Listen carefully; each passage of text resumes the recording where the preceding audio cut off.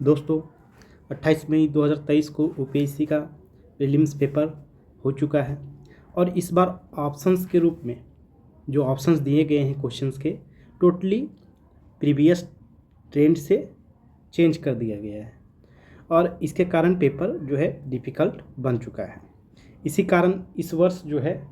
ऐसा संभव है कि यूपीएससी के इतिहास में सबसे कम कट ऑफ जाए।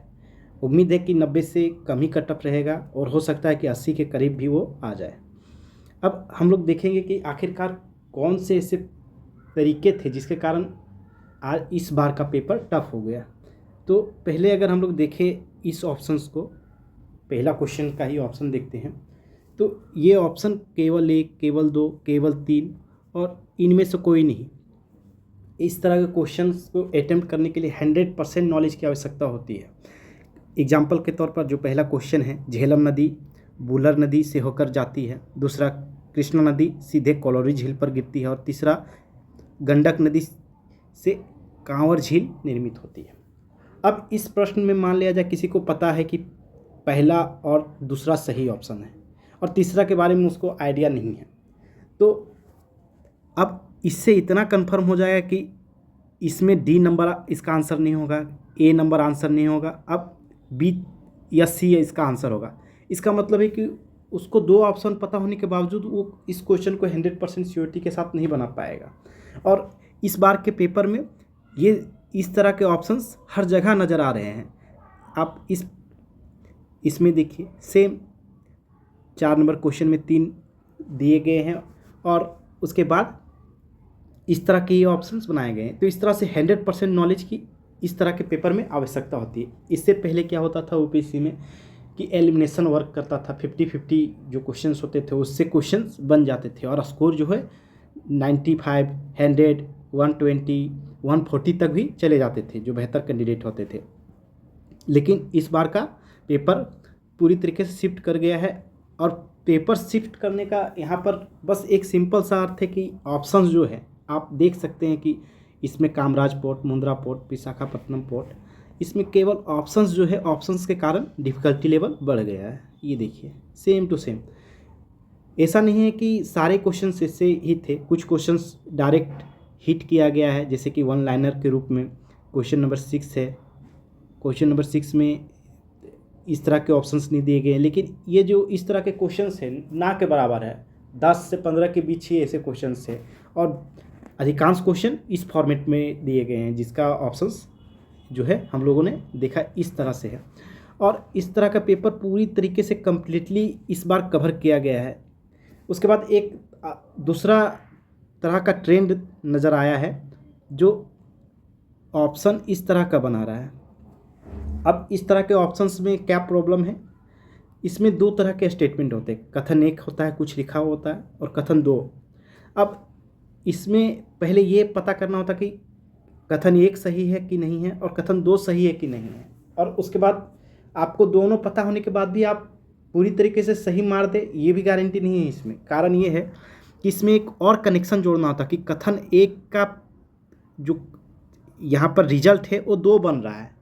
यानी कि दोनों इंटरलिंक है या नहीं है ये भी आपको बताना होता है। अगर आपको ये पता है कि कथन 1 सही है, कथन 2 सही है, लेकिन आपको ये नहीं पता कि दोनों इंटरलिंक्ड है, तो आप जो है गलत मार के आएंगे इस ऑप्शंस को। जैसे कि अगर दोनों कथन सही है और कथन 1 जो है का सही व्याख्या 2 करता है तो ऑप्शन इसका 1 होगा, और अगर दोनों सही है लेकिन 1 का जो है एक्सप्लेनेशन 2 नहीं करता तो ऑप्शन बी हो जाएगा। यानी कि आपको दोनों पता होने के बाद एक एडिशनल नॉलेज कि इन दोनों के बीच में क्या रिलेशन है और रिश्ता भी आपको पता होना चाहिए, तभी आप इस तरह के क्वेश्चंस को सॉल्व कर पाएंगे। और ये इसमें भी 100% नॉलेज की आवश्यकता होगी आपको उस टॉपिक पर पूरी तरीके से 100% कमांड होना चाहिए, तभी आप 100% उसको कर सकते हैं। इस तरह के ऑप्शंस देखिए आप यहाँ पर आपको दिखेगा, और ये पुराने पैटर्न जो जिसमें भी इसमें भी 100% का है। हम लोग पूरे पेपर को थोड़ा स्पीडली देखेंगे कि इस तरह के ऑप्शंस कितने थे, तो इस तरह से हम लोगों को पेपर डिफ़िकल्टी के बारे में पता चलेगा। हम इसमें जो है गोला घेरते जा रहे हैं और आपको पता चलेगा कि इस तरह के नंबर्स जो है क्वेश्चंस के नंबर कितने बढ़ा दिए गए हैं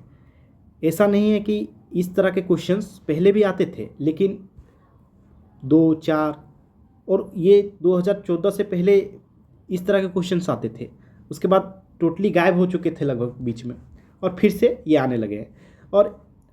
ये जब आने लगे हैं तो बहुत मात्रा में आने लगे हैं। इसके साथ ही आप ये भी देखिए कि ये जो नया पैटर्न शुरू किया गया है, ये पिछले साल भी इस तरह के पैटर्न डाले गए थे, लेकिन 8 से 10 क्वेश्चन ही थे, और इस बार जो है हॉलिस्टिकली कम्प्लीटली जो है पेपर शिफ्ट कर दिया गया है।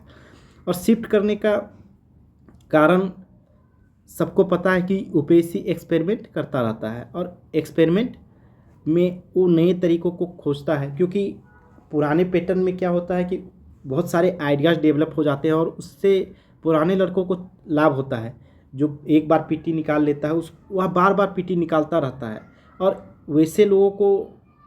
क्या होता है कि जो नए कैंडिडेट हैं उनको मौका नहीं मिल पाता है, जनरली वो घुस ही नहीं पाते इस सर्किल में, क्योंकि कोई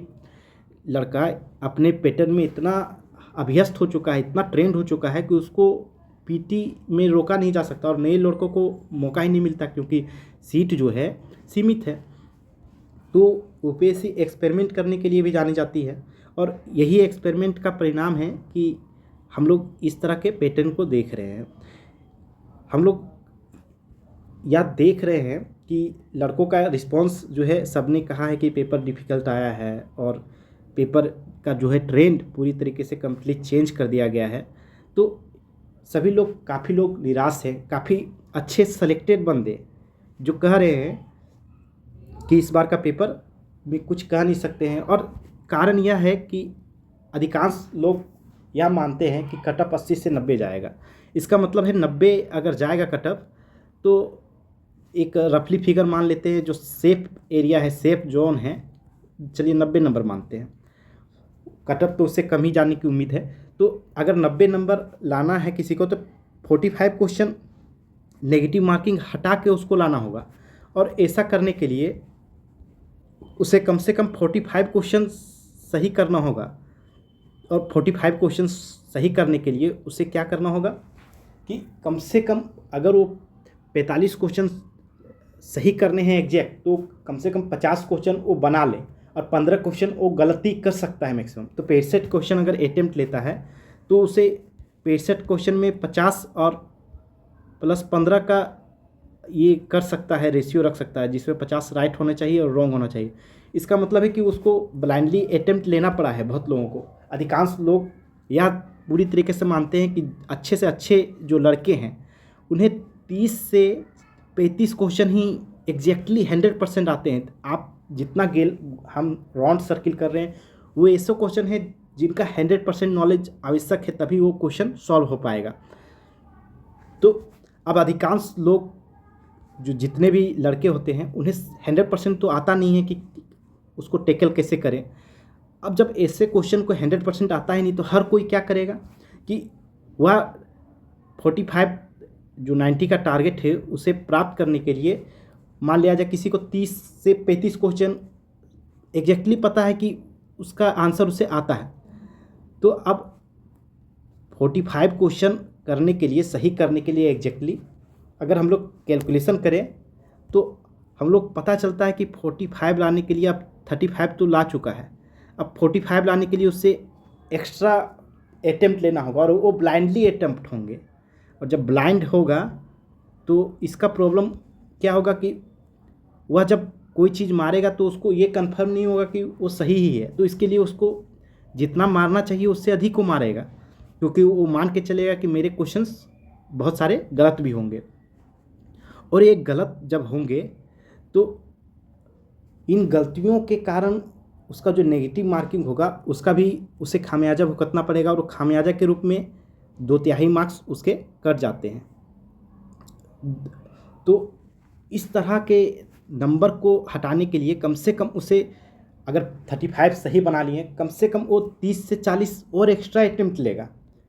और 30 से 40 अटेम्प्ट लेता है, तो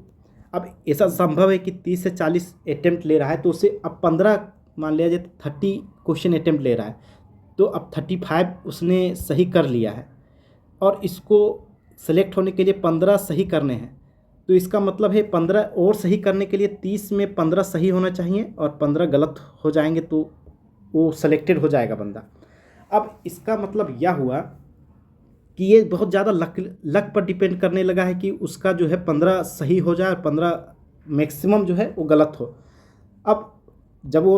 एग्ज़ाम में टिक कर रहा है तो उसको नहीं पता है कि 15 सही ही हो जाएंगे उसके, हो सकता है कि लकली प्रोबेबिलिटी में ऐसा संभव है कि वो सही हो जाए, और प्रोबेबिलिटी में ये भी होता है स्टैंडर्ड डेविएशन के कारण कि 15 सही ना भी हो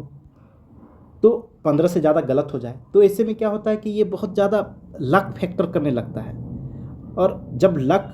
पीटी में लक अगर फैक्टर कर रहा है, एक फैक्टर ऐसा आ रहा है, तो एग्ज़ाम का डिफ़िकल्टी लेवल इस तरह से बढ़ जाता है। हम लोगों ने पहले अभी देखा कि कितने गोला हम लोगों ने किया जिसमें इस तरह के ऑप्शंस दिए हैं, लगभग 70 के आसपास ऐसे गोले हो गए होंगे हमारे, 60 से 70 के बीच ऐसे इतने ज़्यादा मात्रा में क्वेश्चंस आ चुके हैं। अब बात यह है कि इस बार का जो फैक्टर है, हम लोगों ने डिफ़िकल्टी लेवल के बारे में बात किया, तो इसका मतलब है कि बहुत रेयर लड़का ही ऐसा होगा जो 100% श्योरिटी के साथ कह सकता है कि इस बार का पेपर जो है इस तरह से है कि मेरा जो पेपर 1 है अच्छा खासा नंबर आ जाएगा। लेकिन एक और फैक्टर भी है कि पेपर 1 जो है अगर डिफ़िकल्ट हुआ है तो सबके लिए हुआ है, मार्क्स गिरेंगे तो सबके गिरेंगे, तो ये पेपर 1 का सबके लिए जब एक बराबर इम्प्लीकेशंस है तो इसमें बस अब एक मात्र फैक्टर काम करेगा कि कौन बेहतर परफॉर्म कर पाएगा। तो हर किसी ने एग्ज़ाम में अलग अलग स्ट्रेटजी अपनाया, किसी ने 50 अटेम्प्ट भी किए, सोचा कि मेरा 40 से 45 क्वेश्चन सही हो जाएगा, 5 गलत होगा, तो कुछ करके मेरा 80 से ऊपर चला जाएगा मार्क्स, और हो सकता है कटअप उतना ही जाए तो मेरा सिलेक्शन हो जाएगा। कुछ लोगों ने कहा नहीं, यूपीएससी में रिस्क लेने वाले लड़के बहुत ज़्यादा होते हैं, कुछ लड़के ऐसे होते हैं जो 90 पर करके आते हैं, उसे 40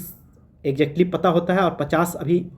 मारा है 50-50 या कुछ गेस करके। तो ऐसे में अगर इसका अधिक सही हो जाता है, मान लिया जाए इसका 30 सही हो गया और 20 गलत हो गया, तो ऐसे लड़के जो है कटअप बढ़ा देते हैं। तो बहुत सारे लड़के इस फैक्टर को कंसीडर करते हुए बहुत लोगों ने ब्लाइंडली अटेम्प्ट भी लिया है एक्स्ट्रा। तो ऐसे में कौन सा स्ट्रेटजी बेहतर होगा, इसके लिए हम लोग अगले पार्ट में इसको देखेंगे।